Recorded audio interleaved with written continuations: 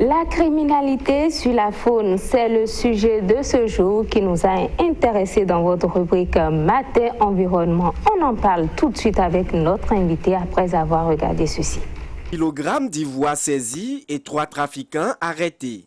C'est le fruit de l'opération Coup de poing menée par l'Interpol Bénin avec la collaboration de certaines ONG spécialisées en environnement. Ces trafiquants ont vu que de grosses saisies ont été opérées dans la sous-région, notamment au Togo et au Ghana. Ils ont changé leur route de transit par le Bénin. Voilà, nous sommes au rendez-vous. 3 fils d'ivoire qui ont été saisis, qui ont été retrouvés sur eux, alors qu'ils tentaient de les vendre dans un hôtel de la place.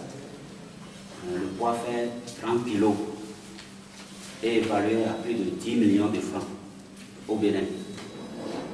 Et à l'extérieur, selon les mêmes sources d'information, ça peut avoisiner la centaine de millions. Depuis un certain temps, les éléphants sont massacrés en Afrique à cause de leur ivoire. Les réseaux de trafic de l'ivoire sont formés de part et d'autre. Le nord du Bénin renferme encore la plus grande population d'éléphants d'Afrique de l'Ouest. Mais leur protection exige des mesures strictes et une veille permanente pour éviter qu'ils ne deviennent la cible des réseaux de trafic.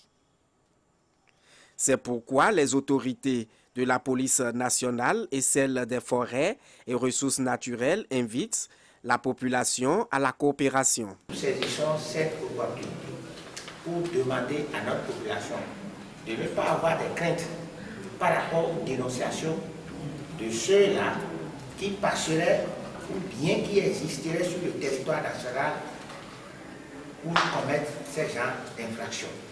Parce qu'il faudrait nécessairement que nos espèces animales soient protégées partout avec le dignité.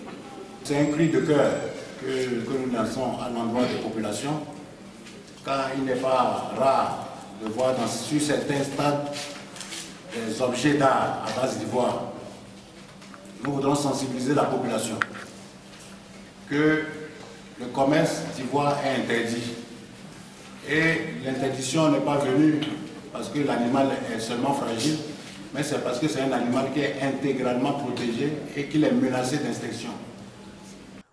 Au Bénin, comme dans plusieurs États du monde, la criminalité faunique est sévèrement réprimandée. Lors du dernier sommet États-Unis-Afrique, le président Obama des États-Unis a mis un accent sur la lutte contre le trafic de faune. En particulier, les pays d'Afrique de l'Ouest ont été exhortés à étendre la coopération en matière de lutte contre la drogue à celle contre la criminalité sur la faune. Avec cette opération de la police nationale, le Bénin vient ainsi de montrer son engagement dans ce sens, même si la lutte est encore longue.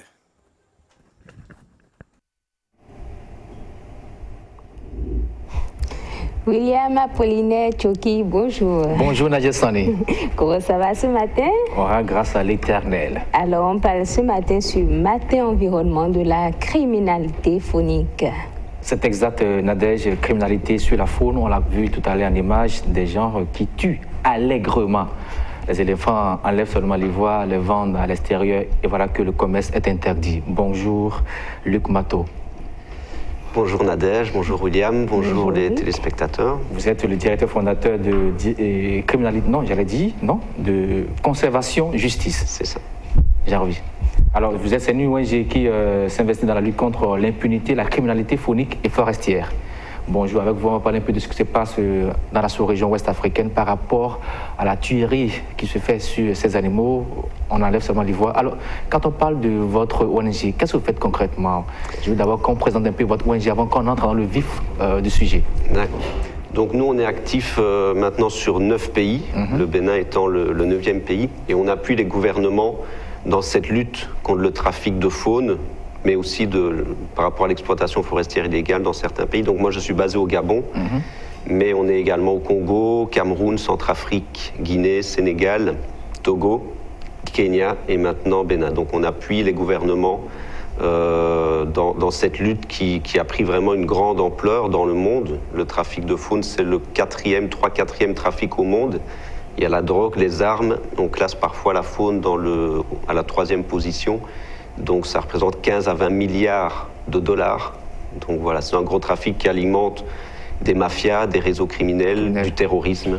Donc voilà, on travaille là-dessus avec les gouvernements pour leur montrer déjà l'importance de cette lutte. Ok. Alors Luc Mato, quand on parle de criminalité phonique, alors qu'est-ce que cela voudra dire? Ça dit c'est seulement tuer les animaux, enlever ce qui est cher et vendre? Oui, on ne parle pas de braconnage en tant que tel. Je veux dire, le villageois qui tue, même si c'est illégal pour manger, on va dire c'est pas ça notre cible. Nous, ce qui nous intéresse, c'est vraiment le trafic, le commerce. Le braconnier n'est que la main du trafiquant en forêt ou dans les parcs. Donc si vous arrêtez les braconniers, bon, vous mettez une petite tape aux trafiquants.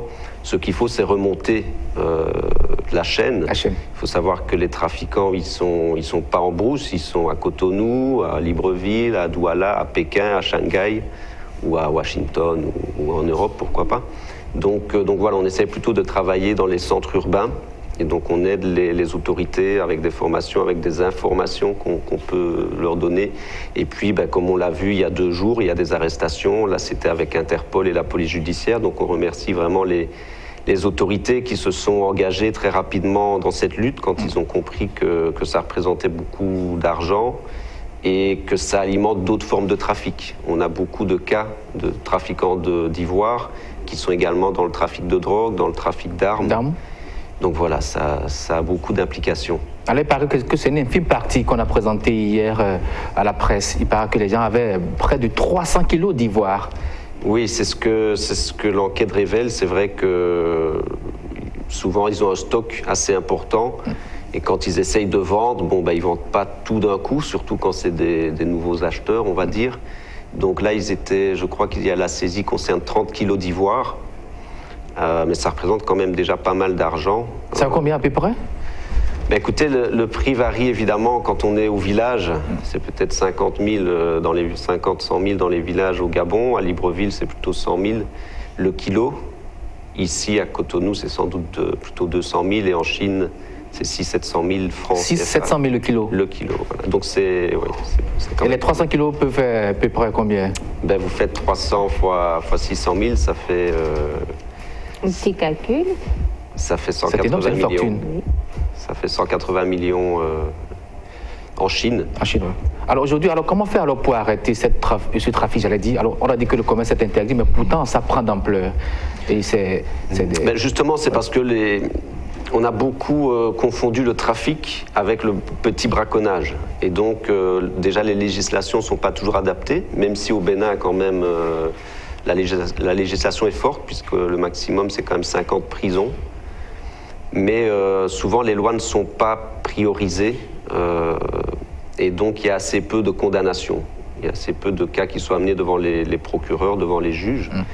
Mais maintenant, voilà, les choses sont en train de changer. On a vu qu'il y a votre petit reportage l'a expliqué bien, qu'il y a eu le sommet États-Unis-Afrique. Afrique, tout à fait. Et le président Obama a rappelé ça.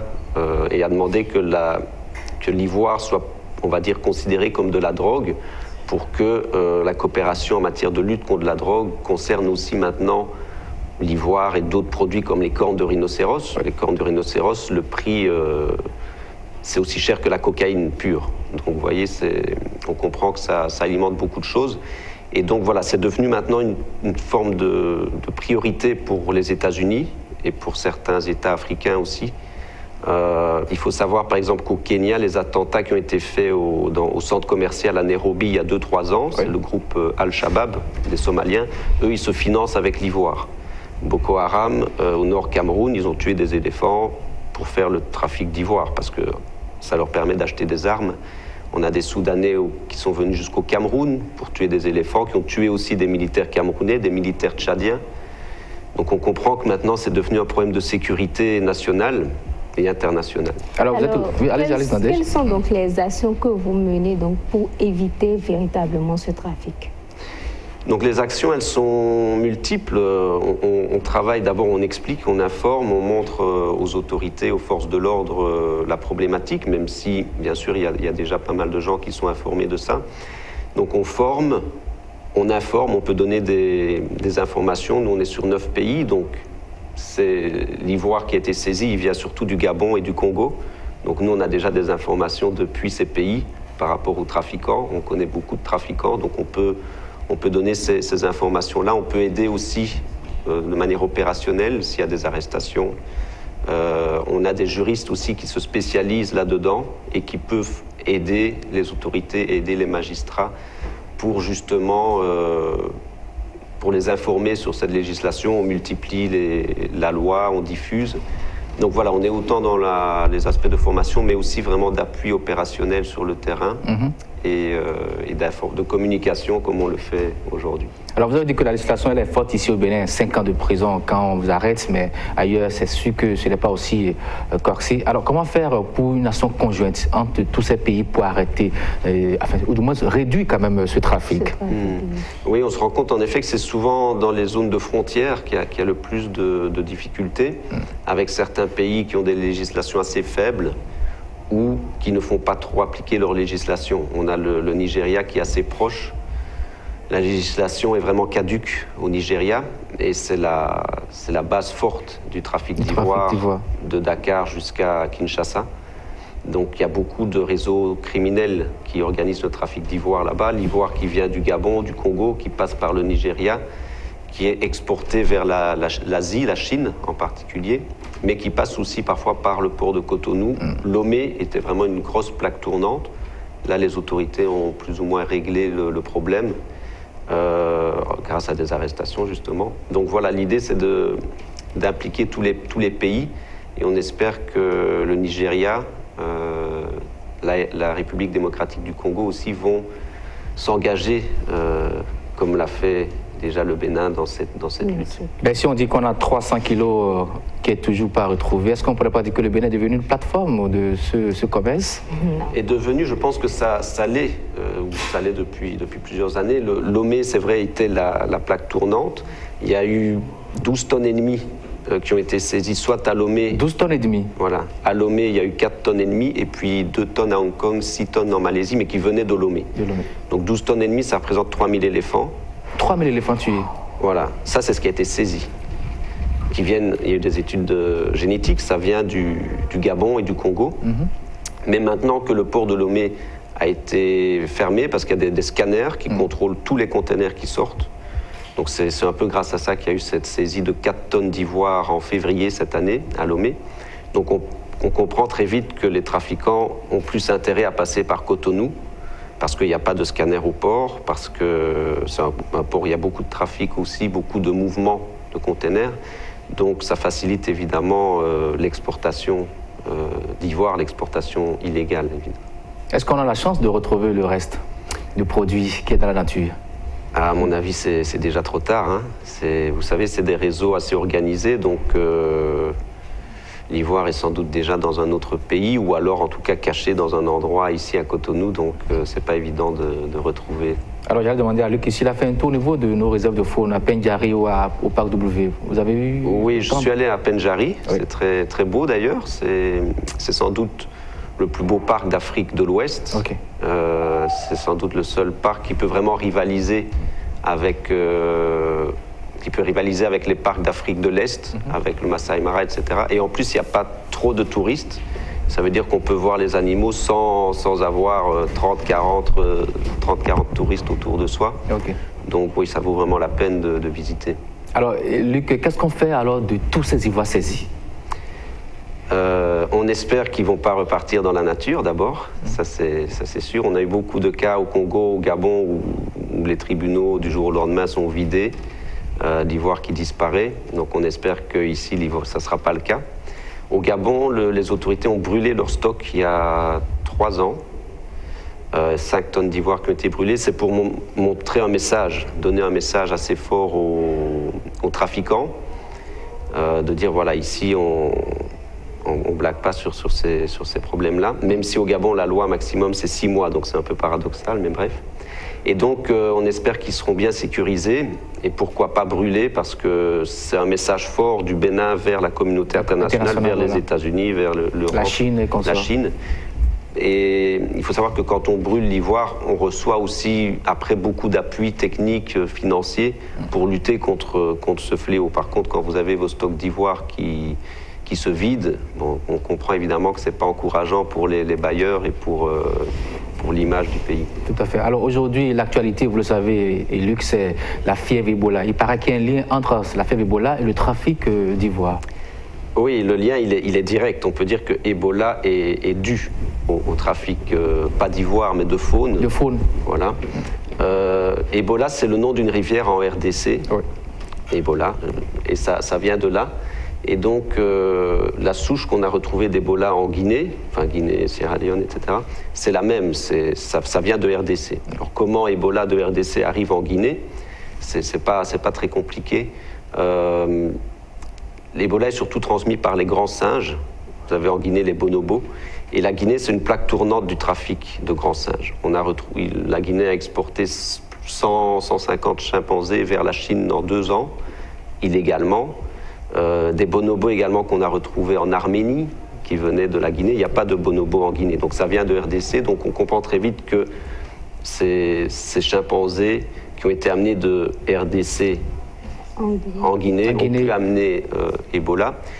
Ça peut également être de la viande de brousse, qui vient de Kinshasa, qui vient peut-être de Brazzaville, qui arrive en Guinée, et puis voilà, les gens consomment, donc, ou des gens sont mordus par ces chimpanzés, ces gorilles, et c'est comme ça qu'on crée une catastrophe. Okay. Tout trafic de faune, toute consommation de viande de brousse peut entraîner des maladies. Il y a Ebola, il y a l'hépatite, il y en a sans doute bien d'autres. Donc voilà, on voit une autre conséquence du trafic de faune. Merci beaucoup, Luc Mato. Je rappelle que vous êtes le directeur fondateur de Conservation Justice. Avec vous, on a parlé un peu de la criminalité de la faune. Merci beaucoup. À la prochaine. Merci.